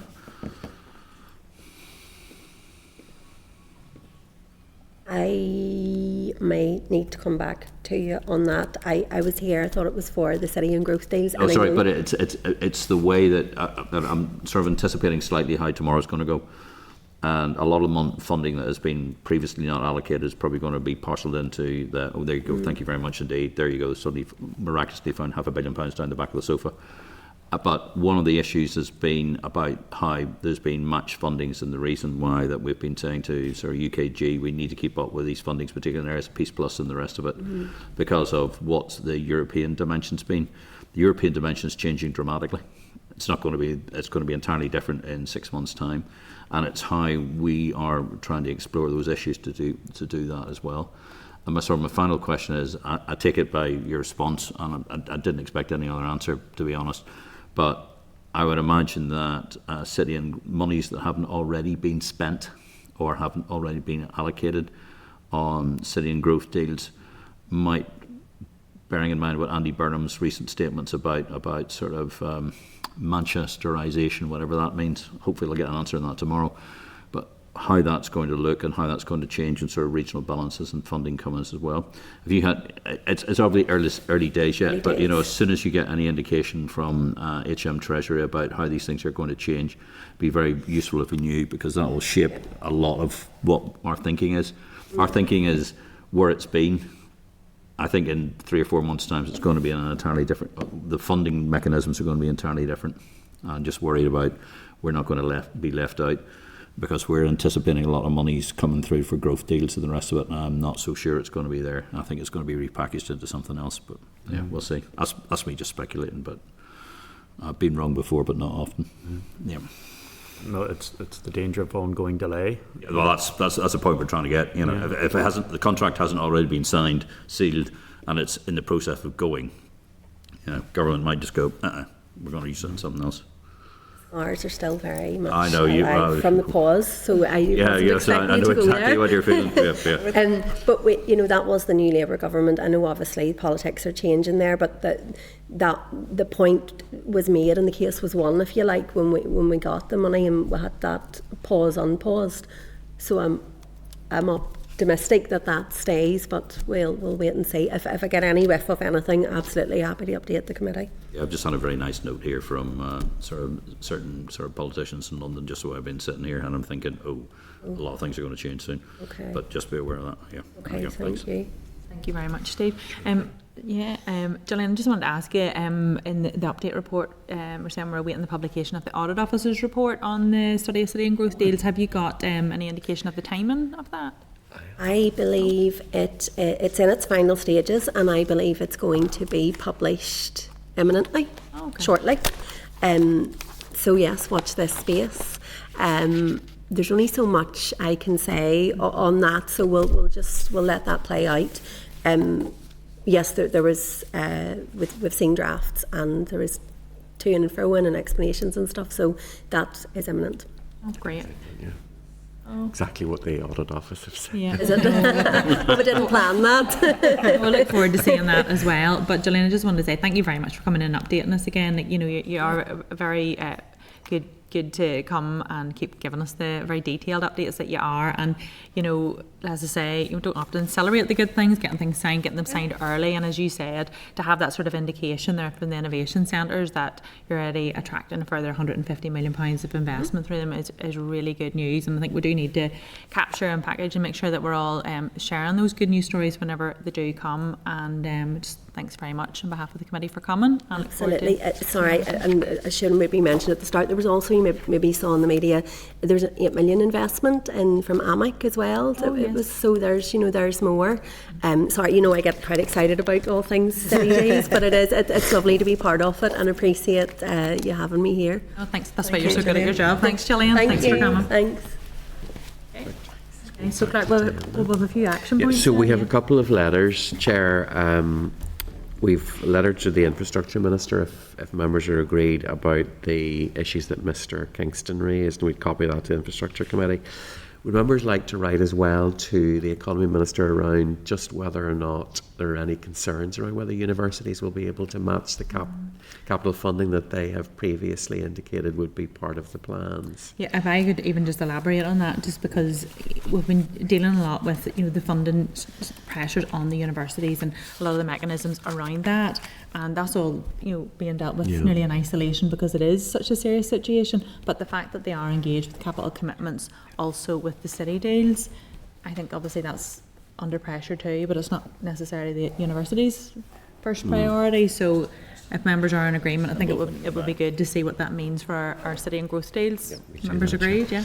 And then, sure, there's a couple of other pieces that we're following up with Jillian. And do you want to do a quick pause before? Yeah, hang on a second. Sorry, well, before Gemma goes, could I ask you something? Can we just maybe go into... We'll just go into a quick pause recess if we can. Closed session. Yeah, just here? quick suspension. Yeah, quick sorry. suspension, Chair. Members, are you agreed? Okay. If not. Okay, thank you. And we're back on. So, but did you have another point, there's Brian, wanted to come in? But there's a couple of other ones Gillian's going to follow up on around any updates she's getting around the Belfast Stories plan, and also issues raised by Dr. Aiken about things coming out of possibly tomorrow and other issues around rejigging of EU funds and how that might be replicated. And then I think Mr Kingston wants... Yeah, Brian, did you want to come in? Well, I mean, just on the Belfast Stories, just, you know, mindful what Steve was saying about, you know, continual delay. There's always just a risk, and people, if it becomes an ideological or wanting something to be perfect, so I propose, now there's a council meeting tonight. Yes. So depending on if there's any progress, I propose that we should write to the Strategic Policy and Resources Committee, the chair, so it'll be raised that committee of Belfast City Council. Well, I'd like us to the timing of that now, given that we're going into recess. Well, I suppose and they are meeting tonight and stuff, you know. But or whether we write to, well, there'll be a meeting of the committee in August, you know, just expressing concern about the continuing delay over the Belfast Stories attraction. It's £100 million development, and it's in North Belfast, I may add. And I would be in agreement with you if you are happy to wait until sort of the end of the summer. It's just I'm just trying to think of the timing, because we would need to have a meeting to convene as well, to follow on from whatever's decided tonight at council for us to decide who we want it to write to and what we want it to say. So we technically won't have a meeting now. If anything relevant comes out tomorrow as well. Yeah. We may find we have to meet anyway, Chair. Are you happy to wait then to if the we next can just meeting? hold off of it, because we'll have a better idea once we hear what happens tonight as well. Right, and because a letter would need to go through the committee, It whatever. would, because we would need to know what the council have decided tonight, and then what our, you know what I mean. You can't react just to that. Yeah. Okay. So we can, is everyone happy enough we with highlight that? it, but put it on hold. We'll probably end up meeting next week anyway. Or something. That'll be what happens, Chair. I feel that in my But bones. if you're happy enough, just rather than preempt fine. something, because we don't know what will happen, so we can't. Yeah. Okay. Everyone happy? That, Chair, yeah. Okay. Thank you. So that's everything out of the city That's and growth everything for there. that one, That was a good Chair, update. yeah, it was. And as well, did you take that action point that Jillian had said about coming back in the autumn in her new role to talk about that sort of strategic funding wider package piece? things? Can we give a session on that? No, that would be good. Thank you. Okay, so we jump on to agenda item 10, correspondence. 10.1, Department of Finance Special Advisors Report 25-26. Page 134 of the meeting pack, we've got the 25-26 Special Advisors Report, which was sent to committee by both the Department and the Assembly Business Office. Members ask that you note this. Item 10.2, Committee for the Economy Regional Balance Bill. Page 142 of the meeting pack has got the Economy Committee's call for evidence on the Regional Balance Bill. A copy of the bill and explanatory and financial memorandum has also been included. Members ask for your agreement to ask the Department of Finance, is there any policy locus for it in the bill's provision, and then this would then inform any potential response to the Economy Committee. You in agreement with that approach? Yeah, thank you. Item 10.3, the Examiner of Statutory Rules 70th report at page 164 of the meeting pack. There are no rules for referenced in this with applicability to this committee, so this is for noting only. Item 10.4, Ulster University Strategic Policy Unit, Unlocking Northern Ireland's Potential, a Framework for Economic Transformation. The report is at page 172 of the meeting pack, and I would ask members to note. Item 10.5, the Committee for Agriculture, Environment and Rural Affairs, the Hunting with Dogs Bill, at page 157 of the tabled pack. We've got the Agriculture Committee's call for evidence on the Hunting with Dogs Bill. A copy of the bill and explanatory and financial memorandum has also been included. Members, I would ask for your agreement that we ask the Department for Finance if there's any policy locus for it in the bill's provision to then inform any potential response to the Agriculture Committee. Are we agreed? Yeah, thank you. Item 10.6, correspondence regarding investment in STEM teacher training. Page 182 of the table pack has correspondence from... Person of interest, apologies, I'm chair of the all-party group in STEM. I might have sent that. So we've got correspondence from a group of Maths and Technology students from St Mary's regarding the recently announced Initial Teacher Education Bursary Scheme from the Department for Education. The group have made representations to the Department of Education and Education Committee already and are asking that this committee intervene. Members will be aware of the agreed approach to correspondence not linked to the strategic priorities of this committee's work programme, and I would seek members' agreement to inform the group of this accordingly. Are we agreement? Yeah, thank you. Item 10.7, Hansard on the Cybersecurity and Resilience Bill. Refer members to page 185 of the table pack for the Hansard for last week's deliberation of the committee report into the LCM of the Cybersecurity and Resilience Bill.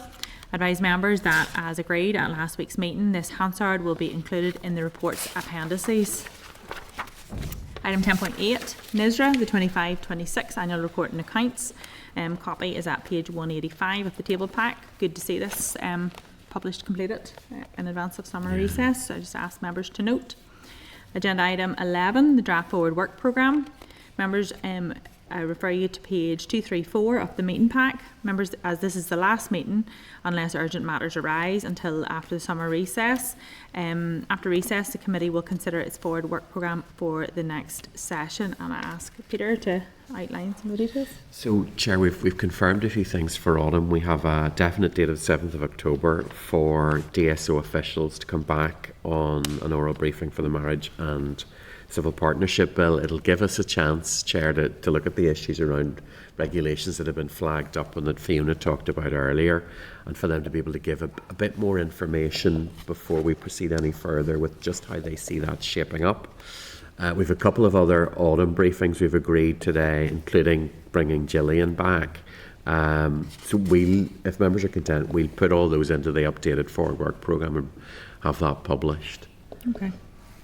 So members, are you in agreement to amend the forward work plan accordingly? Yeah? Thank you. Thank you. And members, are you in agreement that the forward work programme be published on the committee web pages? Yep. Thank you. So agenda item 12, any other business? Have members got any other business that they wish to discuss? I just want to just make one note just to say thanks very much to the clerk team and all the staff here for all of their work through the year. I think we've got through an awful lot. A couple of really substantive pieces of legislation, the death, stillbirth and baby loss certificates, and a number of events and engagements. So we really appreciate it. The committee runs very smoothly, keep us on top of things and tell us when we need to be in the chamber as well. So I just want to say a thank you to you all on behalf of the committee. And And agenda item 13, the date, time and place of the next meeting is scheduled for Wednesday the 9th of September 2026 at 2 p.m. in the Senate Chamber, Parliament Buildings, unless anything changes. So I put the question that the committee meeting does now adjourn.